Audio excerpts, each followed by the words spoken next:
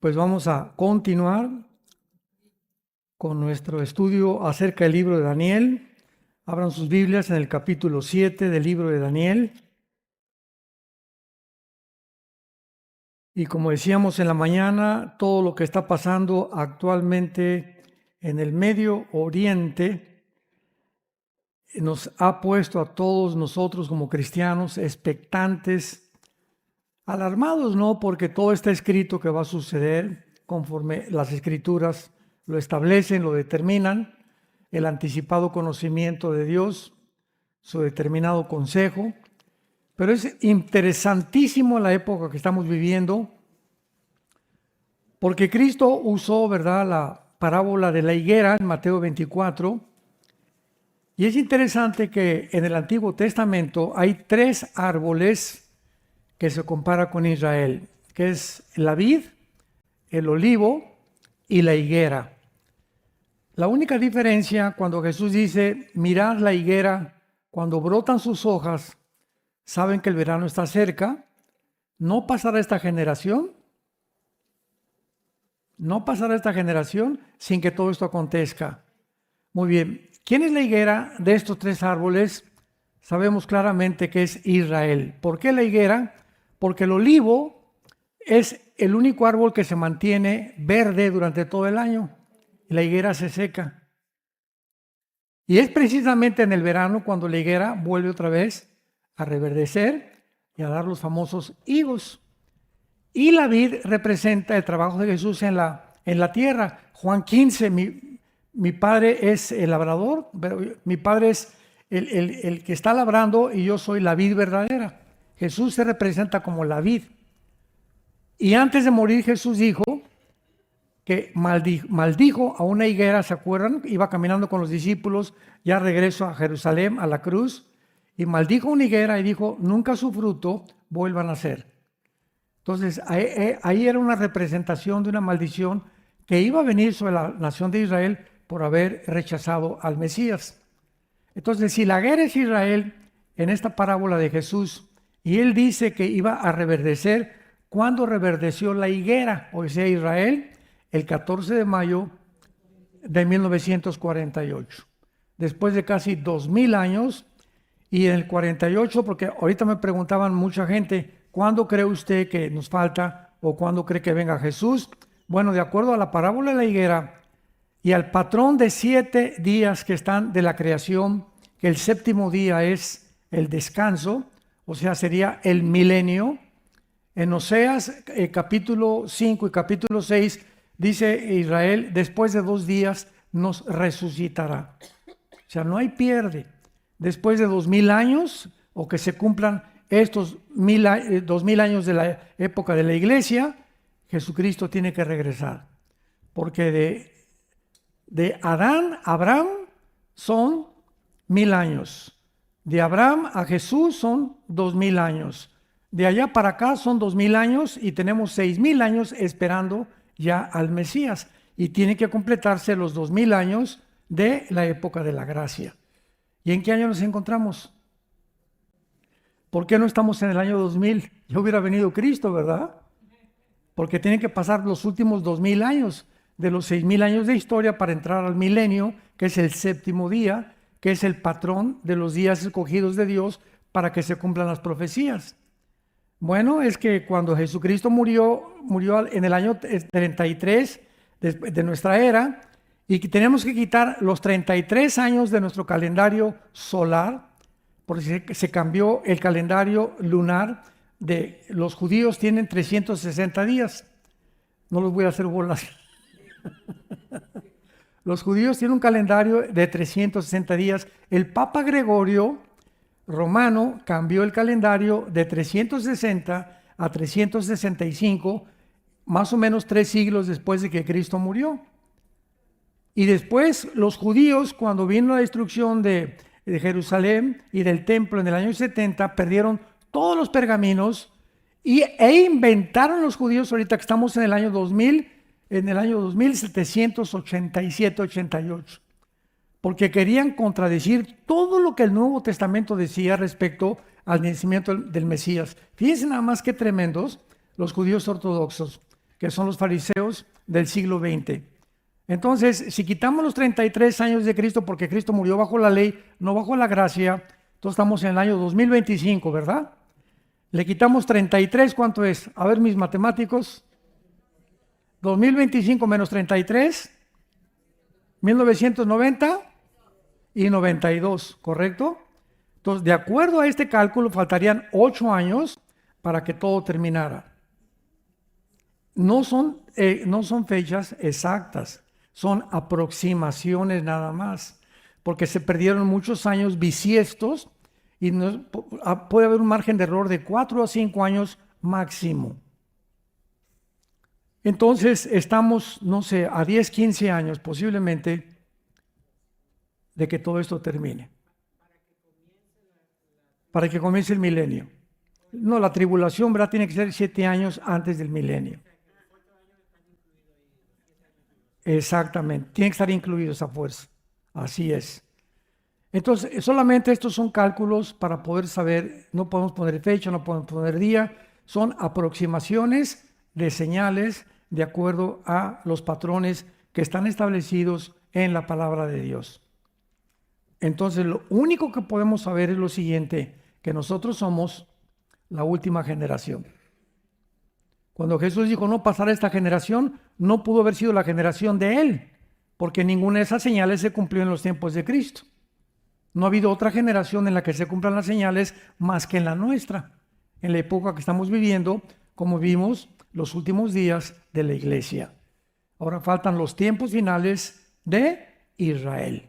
Israel es el centro, el ombligo de Dios y el centro de Jerusalén que provocará la tercera guerra mundial. Y ahorita está en debate la ciudad de Jerusalén, precisamente. Ahora, ¿por qué vamos a Jerusalén el año que entra? Como les dije, del 3 al 23 de abril, porque es la única ciudad que no van a bombardear. Porque también es sagrada para los musulmanes. ¿No han oído ustedes que nunca han bombardeado Jerusalén? Han bombardeado Tel Aviv, algunas cosas, pero Jerusalén no se meten. Y ahí vamos a estar.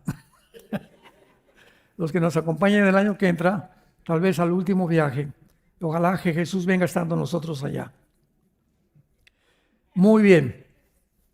En el capítulo 7 de Daniel encontramos la cuarta bestia, que fue donde nos quedamos, espantosa, terrible, que tenía, versículo 7, capítulo Daniel de 7, que tenía 10 cuernos. Ya vimos que estos 10 cuernos van entonces a surgir del antiguo imperio romano, que es la cuarta bestia, espantosa, terrible, que no había otro nombre para poder calificarla. Y acordémonos que el imperio romano no solamente fue Europa, sino fue también Europa, el norte de África y el Medio Oriente. Entonces el imperio romano se extendió por toda esta zona geográfica actual. Y dice el versículo 8, aquí se pone la cosa ya muy interesante. Mientras yo contemplaba los cuernos, o sea, estos últimos 10 gobiernos que acabamos de ver, que van a formar el gobierno del anticristo, 10 cuernos, 10 gobiernos, mientras yo los contemplaba, otro cuerno pequeño salía de entre ellos.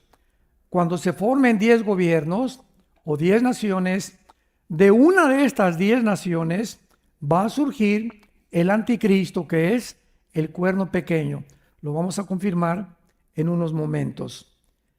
Y salía entre ellos, y delante de él fueron arrancados 3 cuernos de los primeros, y este cuerno tenía ojos como de hombre y una boca que hablaba grandes cosas.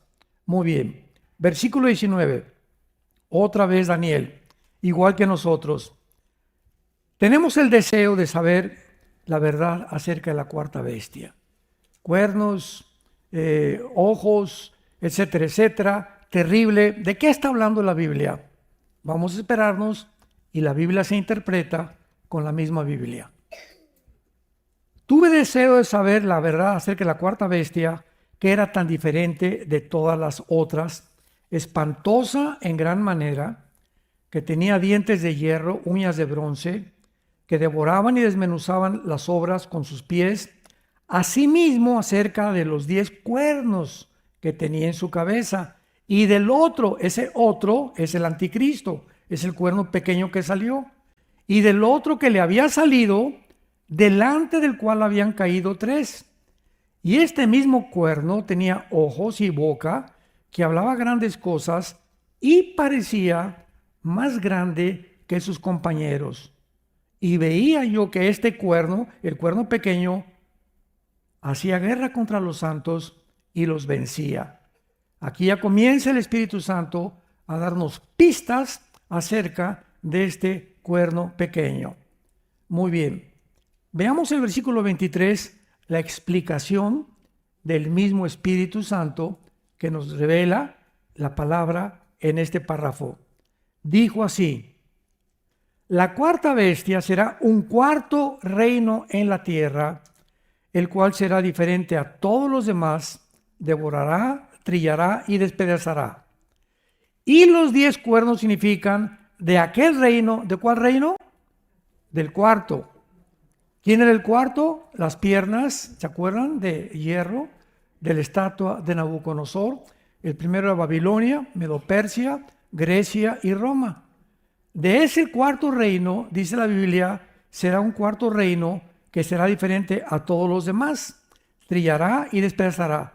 Y de estos 10 cuernos significan que de aquel reino, sea del Imperio Romano, ya sea de Europa, del Medio Oriente o del norte de África, que es el cuarto reino, se levantarán 10 reyes. Ya vamos aclarando todo. Estos 10 dedos que significan el estatua de Nabucodonosor, la última forma de gobierno mundial, van a surgir ¿de dónde? Del antiguo Imperio Romano, del occidente y del oriente, donde se dividió el Imperio Romano. ¿Me van siguiendo? Aquí ya se comienza a poner más clara la situación. Los 10 cuernos significan de aquel reino, del cuarto reino Roma, se van a levantar 10 reyes. Estos 10 reyes van a ser 10 del Medio Oriente, 5 del Medio Oriente y 5 de Europa.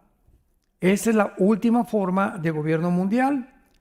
Y tras ellos se levantará otro. Yo tengo mi Biblia circulado en rojo, otro, cada vez que es otro, porque ese otro es el anticristo, como lo vamos a ver, el cual será diferente de los primeros y a 3 derribará. ¿Cómo sabemos que ese otro y ese cuerno pequeño es el anticristo? Porque lo dice el versículo 25. Hablará palabras contra el Altísimo, o sea, el cuerno pequeño, el otro. A los santos del Altísimo quebrantará. Pensará en cambiar los tiempos y la ley, y serán entregados en su mano hasta tiempo y tiempos y medio tiempo, que equivale a 3 años y medio, o 42 meses, de acuerdo al Apocalipsis. Pero, o sea, después de que este cuerno pequeño haga guerra contra los judíos y contra los cristianos, se sentará el juez. ¿Ven la cronología? Inmediatamente vendrá el juez, le quitarán su dominio para que sea destruido, y que el reino, qué precioso es el versículo 27, y que el reino y el dominio y la majestad de los reinos debajo del cielo se ha dado ¿a quiénes? ¿A los ángeles? A nosotros. A ti, mi hermano, a ti, mi hermana que me escuchas, estamos destinados a ser reyes de Dios, a gobernar en la otra vida. Ya el cáncer, la falta de dinero, las guerras, la pobreza, los problemas, las preocupaciones con los hijos, con los nietos, con el matrimonio, todo esto es un gimnasio donde estamos siendo entrenados a través del sufrimiento. ¿Por qué del sufrimiento? Porque la única forma en que se forma el carácter es a través del sufrimiento, desgraciadamente. El sufrimiento es lo que determina el calibre de lo que estamos hechos. Yo les platicaba ahorita en la comida a unos pastores que una vez le preguntaron a un judío mesiánico, o sea, un judío que cree en Jesús como el Mesías: oye, ¿por qué ustedes dicen que son el pueblo escogido? ¿Qué se creen mucho porque son el pueblo escogido? ¿Y por qué Dios no escogió otros pueblos más? Y este judío le contestó a otro judío que lo estaba desafiando. Digo, ¿sabes nosotros que somos el pueblo escogido? ¿Sabes para qué? Y no supo contestar el otro judío. ¿Sabes por qué nos escogió Dios? Pues te lo voy a contestar. Nos escogió para sufrir. ¿Te gustó? No ha habido ninguna etnia, ningún pueblo en la historia que haya sufrido tanto como los judíos. Los han expulsado de todas las naciones, los han perseguido de todas las naciones. Nunca ha habido holocaustos ni genocidios tan grandes como en la Segunda Guerra Mundial de los nazis, que simplemente era una etnia que no tenían bancos, no tenían armas, no tenían dinero, y Hitler se olvida de Italia, se olvida de Alemania, se olvida de Japón y se vuelve contra un grupo de personas llamadas judíos y le llama la solución final. Vamos a dedicar a hacer campos de concentración por toda Alemania, por toda Polonia, por toda Rumanía, para meter a estos cerdos y a estos changos. ¿Qué le hicieron? No hay ningún psicólogo, ningún sociólogo, ningún antropólogo que dé respuesta al odio que tenía Hitler por los judíos. ¿Por qué los odiaba? ¿Qué le hicieron? ¿A quién atacaron? ¿De qué forma amenazaban los judíos el Tercer Reich o el nazismo para que era dedicado totalmente al exterminio de que no volvieran ellos a vivir? La Biblia es la única que te explica esto. Porque sabía perfectamente bien el diablo que si los judíos regresaban a su tierra, contarían las profecías de los últimos tiempos a contarse para el pueblo de Israel. Y no pudo entonces Hitler exterminar a los judíos fueron salvados, se multiplicaron, se siguen multiplicando, actualmente son como 14 millones en el mundo entero contra más de 400 millones de árabes. Y no han podido sacarlos de Israel. Y todas las guerras que han tenido, la del 48, la del 56 del Canal de Suez, la del 67, que es la guerra de los 6 días, la de Yom Kippur 1973, más los ataques de Hamas, de Hezbollah, de ISIS, de los Hutis, de los talibanes, etcétera, etcétera, no han podido sacarlos de Israel. Israel es una región geográfica tan pequeña que cabría 17 veces en el estado de California. Israel cabría 17 veces en el estado de California. Así de pequeño, así el puntito que tú ves ahí, ahí está todo el problema del mundo entero. ¿Por qué? ¿Qué revolución han causado? ¿Cómo es posible que hayan alborotado como en un gallinero el mundo entero, que todos los más de 300, 400 millones de árabes los quieran exterminar y que hayan jurado exterminarlos hasta que ellos se salgan de Israel? No quieren que vivan con ellos. Y todos estos tratados de paz nunca los judíos lo han negado, los han aceptado. El tratado de Oslo en Madrid, el tratado de Egipto, el tratado con Sisi, el tratado que hicieron actualmente, ellos han firmado. Pero cuando firman ellos, los Hamas y los árabes dicen lo siguiente: es que no queremos dos pueblos de Israel. Escuchen esto: no queremos dos pueblos, queremos toda Israel para nosotros. No queremos una parte de Jerusalén como la tienen actualmente, queremos toda la ciudad de Jerusalén. Algo, como dijo Benjamín Netanyahu, nunca lo vamos a ceder. Y si nos quieren morir, nos morimos juntos y hacemos la operación Sansón, que significa que vamos a contestar con armas nucleares. De acuerdo a la Biblia, no va a suceder eso, porque antes de que venga la exterminación de los judíos, cuando se queden solos, Cristo vendrá y intervendrá y matará al anticristo y a sus ejércitos. Y juzgará a las naciones que ayudaron al anticristo a matar o querer exterminar al pueblo judío. Esto es muy importante que lo entendamos para comprender las profecías bíblicas. Entonces, vemos claramente en el capítulo 8 de Daniel, que es otra profecía, donde ya se reduce. En el capítulo 2 vimos las 4 imperios: Babilonia, Medo-Persia, Grecia y Roma, y los 10 dedos. En el capítulo 7, 4 bestias que representan los 4 imperios de la vida. Pero aquí en el capítulo 8 se reduce y se pone la atención, tanto en el capítulo 8 como en el capítulo 11, sobre Grecia e Irán. Y se representan por un macho cabrío que es Grecia y un carnero que representa a Irán en el capítulo 8. Dice el versículo 3, alcé los ojos y miré un carnero que estaba delante del río con 2 cuernos y uno creció más alto que el otro. Y vi que el carnero hería con los cuernos al poniente y al norte y al sur.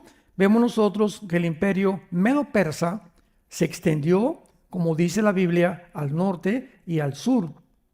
Y ninguna bestia podía contra él. El imperio medo-persa era casi invencible. No sé cuántos de ustedes vieron la película esa, donde salen los macedonios y se enfrentan súper entrenados ellos, que así los muy fuertes sacaron, y se les vienen por la playa miles y miles y miles y miles de persas, y ponen a un rey persa gigantesco. No me acuerdo cómo se llama la película esa. ¿Cómo? ¿Los gigantes? Los 300, exactamente, en esa película. Ahí vemos el enfrentamiento entre el medo-persa contra un grupo bien pequeño de macedonios, súper entrenados, que claro que finalmente los vencen, ¿verdad? Pero vemos nosotros que después Grecia vence al imperio medo-persa, representado por el macho cabrío, el imperio griego. Mientras yo consideraba versículo 5, un macho cabrío venía del lado del poniente. Versículo 6, vino hasta el carnero de 2 cuernos. Versículo 7, y lo vi que llegó junto al carnero, se levantó contra él y lo hirió y le quebró sus 2 cuernos. ¿Por qué 2 cuernos? Porque eran los medos y los persas que se unieron. Primero comenzaron los persas y los medios se unieron a Persia, que actualmente es la nación de Irán. Irán es Persia en el Antiguo Testamento. Lo vimos en la tercera conferencia. Ahora vean cómo la historia corrobora todo lo que la Biblia dice. Así fue vencido el imperio medio-persa. Y el carnero no tenía fuerzas, fue derribado, fue pisoteado, y no había quien lo librara al carnero de su poder. Versículo 8. Y el macho cabrío, ¿quién es el macho cabrío? Vean el versículo 21, la Biblia lo interpreta. El macho cabrío es el rey de Grecia. ¿Quién fue el rey de Grecia? Alejandro el Magno. A los 21 años, hijo de Filipo de Macedonia. Impresionante que se le compare con un leopardo, como lo acabamos de ver, por la rapidez con que Alejandro conquistó casi todo el Medio Oriente, parte de Asia, y le faltó nada más la India, que estaba ya cansadísimo su ejército, y él muere en Irak, lo que es Babilonia en el Antiguo Testamento. Entonces Alejandro el Magno muere, pero vean ustedes con mucha atención lo que pasa. El macho cabrío se engrandeció, Alejandro el Magno, pero estando en su mayor fuerza, aquel grande cuerno que es Alejandro el Grande fue quebrado. Y en su lugar salieron otros 4 cuernos notables hacia los 4 vientos del cielo. Estos 4 cuernos son las 4 divisiones históricas, maestros de historia que nos acompañan, que surgieron del antiguo imperio griego. ¿Quiénes fueron las 4 divisiones? Fueron Egipto y Siria, Turquía y Macedonia. Siria quedó Seleuco, el general de Alejandro el Magno. En Egipto estaba Ptolomeo, en Macedonia Lisímaco y en Turquía Casandro. Es el nombre de los 4 generales que se repartieron completamente el imperio griego. Pero aquí vamos a ver que ya la Biblia se reduce completamente y nos usa un microscopio la Biblia para que veamos de dónde saldrá el anticristo. De una de las 4 divisiones del imperio griego. Y el imperio griego fue vencido por el imperio romano.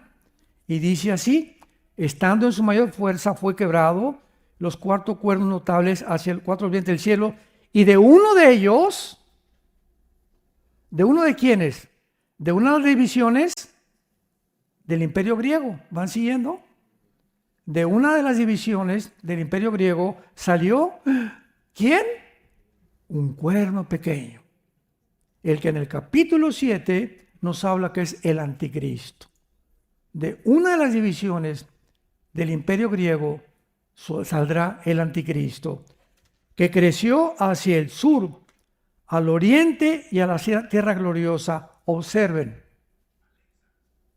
¿De dónde saldrá el anticristo? ¿Por qué no se pone del norte?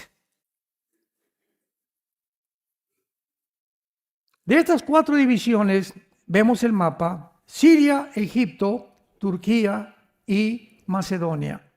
Dice que creció el cuerno pequeño o el anticristo hacia el sur y hacia el oriente y hacia Jerusalén, la tierra gloriosa, pero no hacia el norte, porque él viene del norte. Y en el norte, ¿cuál fue la división del imperio griego? Siria. Siria e Irak, que en el Antiguo Testamento ocupaban el mismo territorio. Vamos a ver más adelante que al anticristo se le llama el rey de Babilonia y se le llama el rey de Asiria, o el asirio, así se le llama en la Biblia. Vamos a corroborarlo para ir respaldando con la Biblia todo lo que estamos diciendo y después continuamos con esta lectura. Vayamos a Isaías capítulo 10. Veamos qué claras son las escrituras y cómo, conectando todos los puntos, tenemos ya el mapa claro de la enseñanza. Isaías capítulo 10, versículo 5. Oh Asiria, vara y báculo de mi furor. En su mano he puesto mi ira. O sea, dice Dios, tú vas a ser la nación que va a castigar a las demás naciones, Asiria. Le mandaré contra una nación pérfida, o sea, Israel. Y sobre el pueblo de mi ira le enviaré, que es Israel, para que quite despojos y arrebate presa y lo ponga para ser hollado como lobo de las calles. Aunque él no lo pensará así, en su corazón lo imaginará de esta manera, sino que su pensamiento será desarraigar y cortar naciones no pocas, porque él dice, mis príncipes no son todos reyes, etcétera, etcétera. Versículo 12, subrayenlo. Pero acontecerá que después que el Señor haya acabado toda su obra en el monte de Sión y en Jerusalén, castigaré el fruto de la soberbia del corazón de ¿quién? Del rey de Asiria. ¿Cuándo Dios va a terminar su obra con Jerusalén? En la segunda venida de Jesucristo. Y en la segunda venida de Jesucristo, Dios le nombra al anticristo el rey de Asiria. Veamos el capítulo 14 de Isaías. Sigámosle echando leña a la chimenea.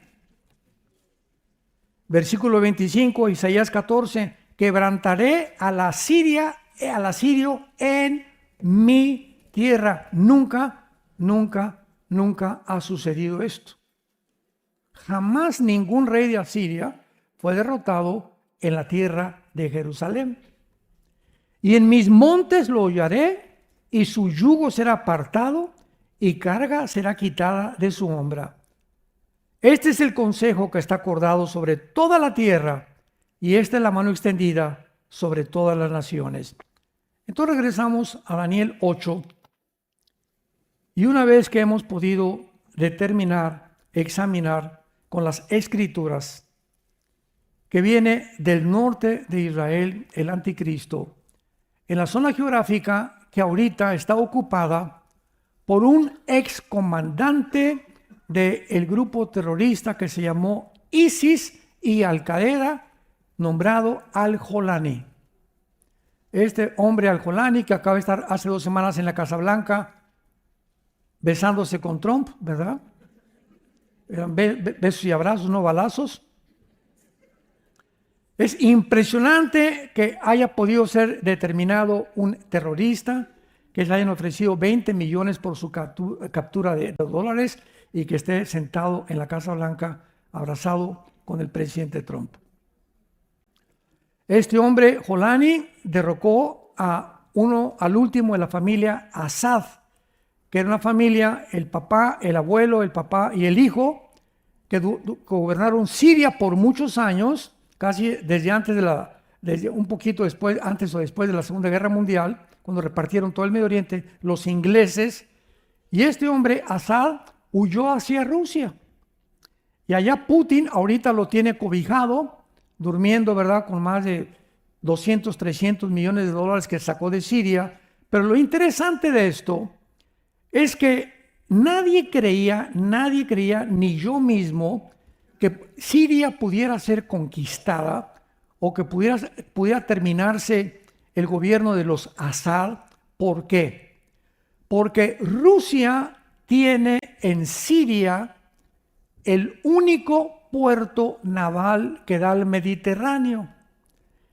Y si Siria caía en manos de cualquier nación que no fuera Rusia, Rusia se debilitaría estratégicamente, políticamente y económicamente, porque entonces ese puerto caería en manos de enemigos de Rusia, que es el puerto de Tortok o Vostok, como se llame, que es el Mediterráneo. Entonces, Assad es sacado y es mandado a Rusia, y Siria queda en manos de un terrorista llamado Jolani.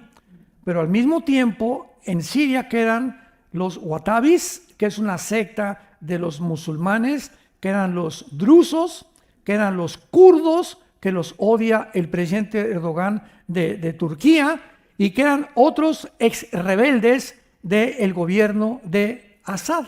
Entonces, Siria se convierte en una olla express. Y en las últimas semanas o en los últimos meses, Jolani ha mandado matar a todos los cristianos y a todos los drusos.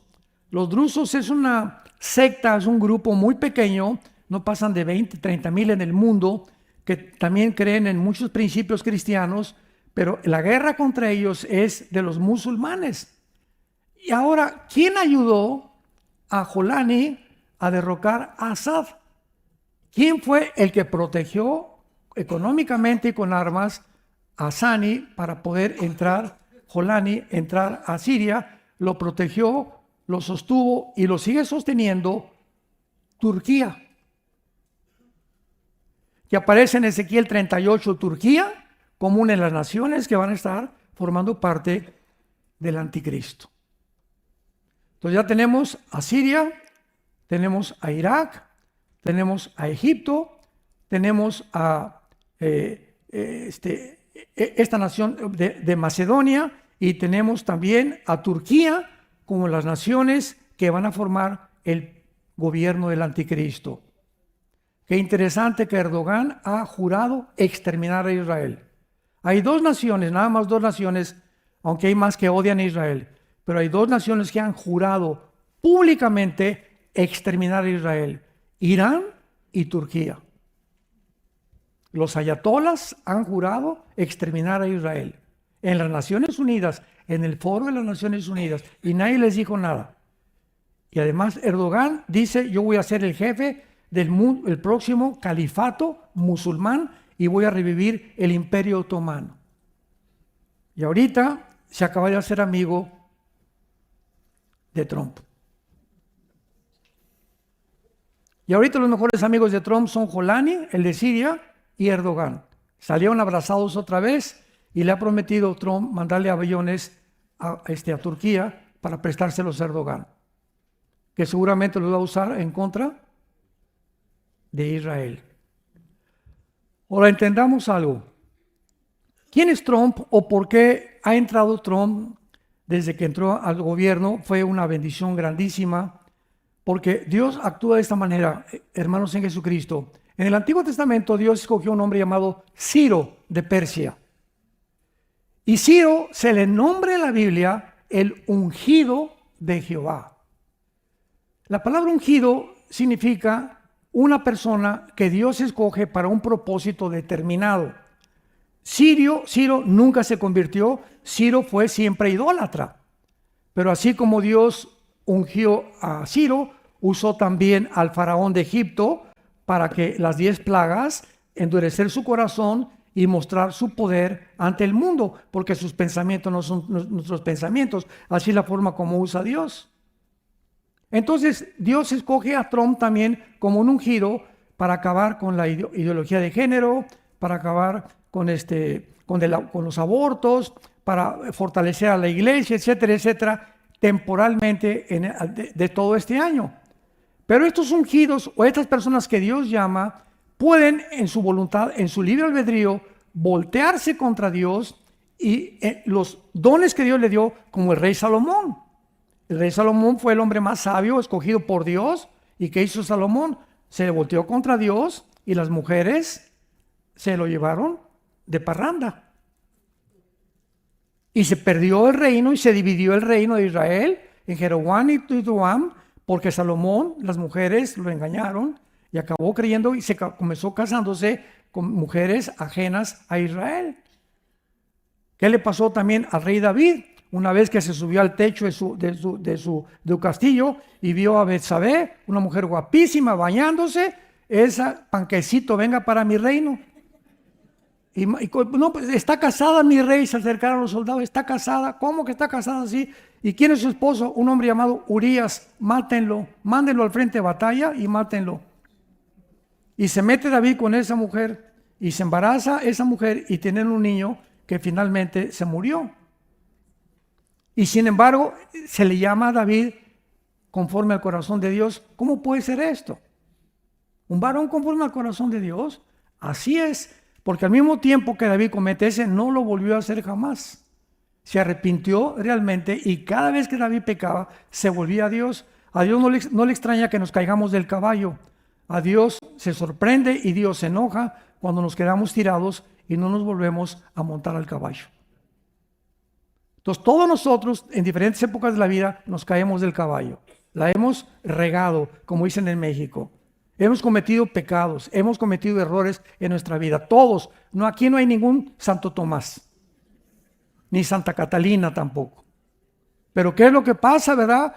Dice en 1 Corintios capítulo 6, pero ya hemos sido lavados, ya hemos sido santificados. Esto éramos algunos. La iglesia son puros ex-homosexuales, ex-lesbianas, ex-secuestradores, ex-ladrones, ex-adúlteros, ex-borrachos, ex-drogadictos, ex-fraudulentos. La iglesia somos puros ex. Aquí no hay nadie que pueda decir, yo nunca rompí un plato, porque serías fariseo. Y Jesús vino precisamente por eso, por los pecadores, para que la gloria sea para Él. Hacer de un borracho un santo, un secuestrador un santo, un asesino un santo. Pablo mató cristianos. Pablo era perseguidor de la iglesia. Y cuando mataron a Esteban en Hechos 7, ahí estaba Pablo. Y estaba cuando aventaron sus ropas y lo apedrearon, ahí estaba Pablo siendo testigo del primer mártir de la iglesia, Esteban. Y la iglesia está llena de casos. La mujer, ¿cómo se llama? Otra mujer que estaba endemoniada también en el Nuevo Testamento con 7 demonios, fue la mujer que al pie de la cruz con María la Madre de Jesús, fue la mejor discípula de Jesucristo, una ex endemoniada. Entonces todos nosotros, como les platicaba en la otra conferencia, el Chapo Guzmán acaba de convertirse hace algunos, porque su mamá era cristiana, le dio un permiso, fue la única persona que le dio un permiso, le dio una Biblia, su mamá era cristiana, construyó una iglesia, el Chapo, allá cerca de Sinaloa, y ahora llega la mamá y antes de morir dice, mi hijo recibió a Cristo y nació de nuevo. Y la gente, ¿cómo el Chapo, ex borracho, parrindero, y tú eras mejor que él? ¿Alguien se cree mejor que otro? Los fariseos, no somos como las prostitutas y los borrachos, pues digo, hemos pecadillo, ¿verdad? Pero somos diferentes, ¿eh? No me he rebajado tanto, ¿verdad? Tengo mis pecadillos y todo, y Cristo les dice, sepulcros blanqueados. Por afuera blancos y por afuera van a la iglesia y a la misa y todo, y por dentro, ¿quién viera sus corazones que están podridos? Hipócritas, generación de víboras. Cálmate. Ya no le seguimos porque mejor vamos a la Biblia. Dice el capítulo 8 de Daniel. Veamos ahora la confirmación del anticristo surgiendo de una de las 4 divisiones del imperio griego, que en este caso es la región de Siria y de Irak. De ahí saldrá el anticristo. Y dice el versículo 9, y de uno de ellos salió un cuerno, que ya lo vimos, pequeño, que creció al sur, al oriente, hacia la tierra gloriosa, y se engrandeció hasta el ejército del cielo. Y parte del ejército de las estrellas echó por tierra y las pisoteó. ¿Quién es este? El mismo Satanás. Dice en Apocalipsis 12 que Satanás engañó a la tercera parte de los ángeles, y a los ángeles se llama en la Biblia más de 10 veces estrellas. Las echó hacia abajo. No está hablando literalmente de estrellas, eso es imposible. Entonces dice que echó parte del ejército de las estrellas, echó por tierra. ¿Quién fue esto? Más que Satanás. ¿Quién es el anticristo? Satanás en la persona de un ser humano, que es el anticristo. Se engrandeció contra el príncipe de los ejércitos y por él fue quitado el continuo sacrificio, que el anticristo entrará al templo a los 3 años y medio de primeros de su gobierno.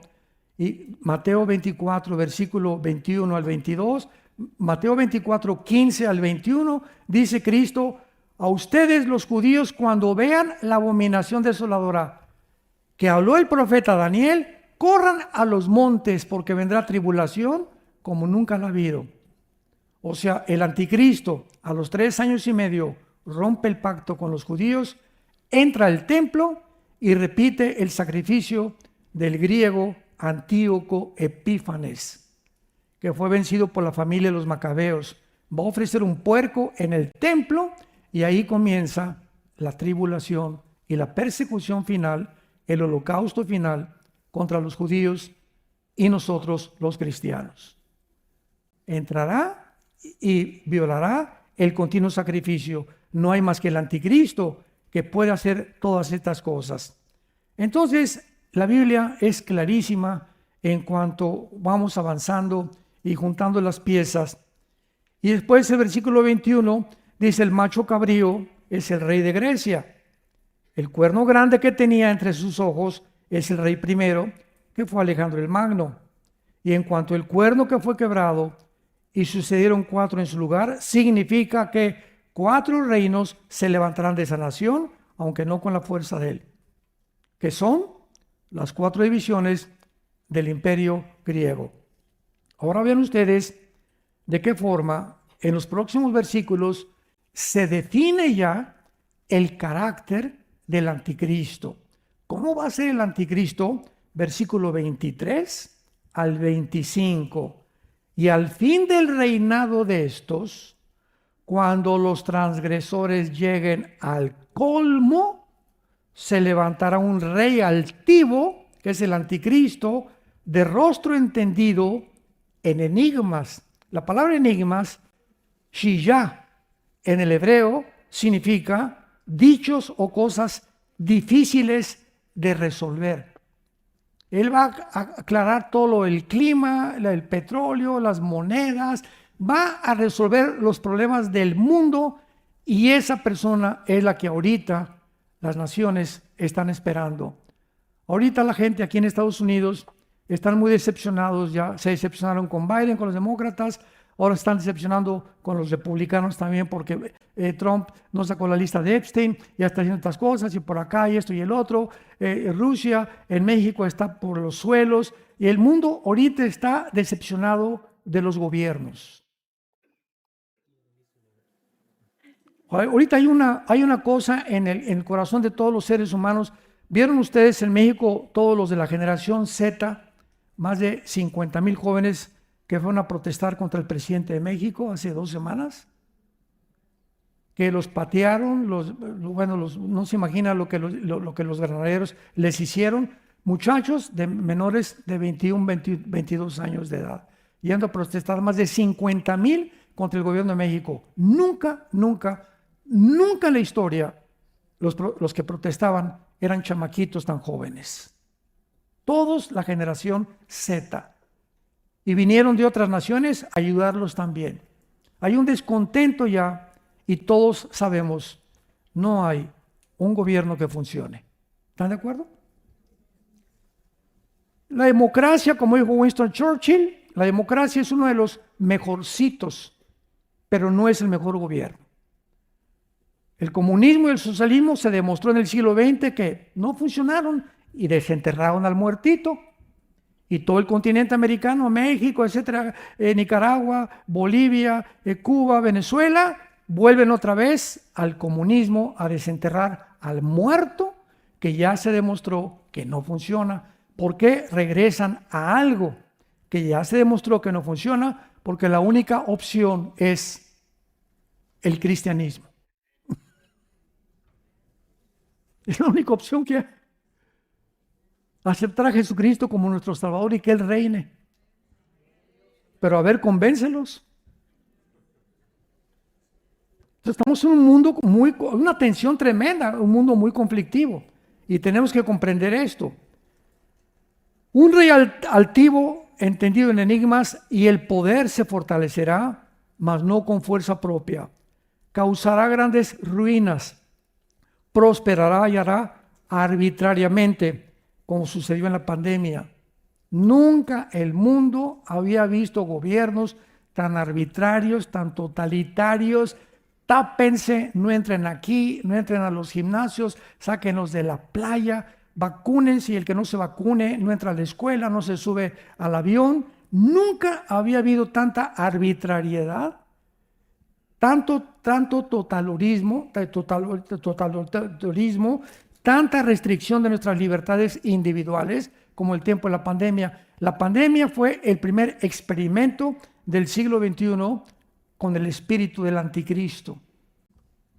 Porque detrás de toda la vacunación que había, que era pura payasada y era puro teatro, que después ya se descubrió, detrás había un plan para comenzar a experimentar cómo podemos controlar a los seres humanos. Y lo descubrieron.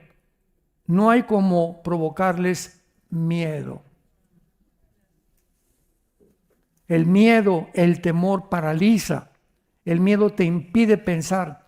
Yo recuerdo hace muchos años que vivíamos de niños en Acapulco, que me metí en una playa, tenía yo como 6, 7 años de edad, y me acuerdo que vi una ola que se levantó en la playa de la Condesa, pero como de 3, 4 metros, y me quedé así, y me gritaban, Mino, me decían Mino, échate a correr. Era tanto el miedo que ahí me quedó parado, y me agarró la ola y me llevó en una revolcada, como no se imaginan, casi me pude haber ahogado.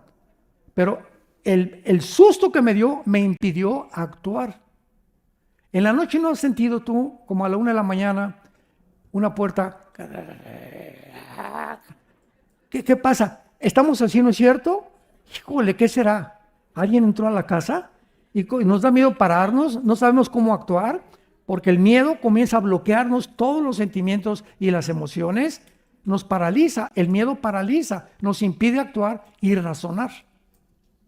Ese es el miedo, y en el amor no hay temor, porque el que teme no ha sido perfeccionado en el amor. 1 Juan 4:18.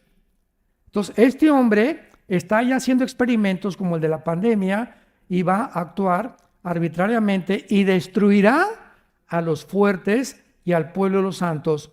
Con su sagacidad hará prosperar el engaño, en su corazón se engrandecerá, sin aviso destruirá a muchos, se levantará contra el príncipe de los príncipes, pero será quebrantado, aunque no por mano humana, o sea, por Jesucristo. Vemos aquí finalmente la descripción del cuerno pequeño, y ahorita que entremos al capítulo 9 y veamos la semana 70 de Daniel y la operación de los principados operando en las naciones, vamos a entender lo que está pasando en Estados Unidos, lo que está pasando en México y hacia dónde el mundo se dirige en menos de, 6, 7, 8 años. Yo le echo mi opinión personal, no más de 10 años. Padre, te damos gracias por tu palabra. Gracias, Señor, porque nos has llamado de acuerdo a tu preconocimiento en la santificación del Espíritu para obedecer y ser rociados con la sangre de Jesucristo. Y el Dios de paz, el Dios de los pastores y del pastor por el pacto sempiterno que derramó su sangre por nosotros, te pedimos, Padre, que nos hagas crecer en tu gracia y en tu conocimiento y que podamos hacer las cosas que son agradables delante de tus ojos, para ser hallados irreprensibles en la venida de Jesucristo, en quien oramos y te damos las gracias. Amén.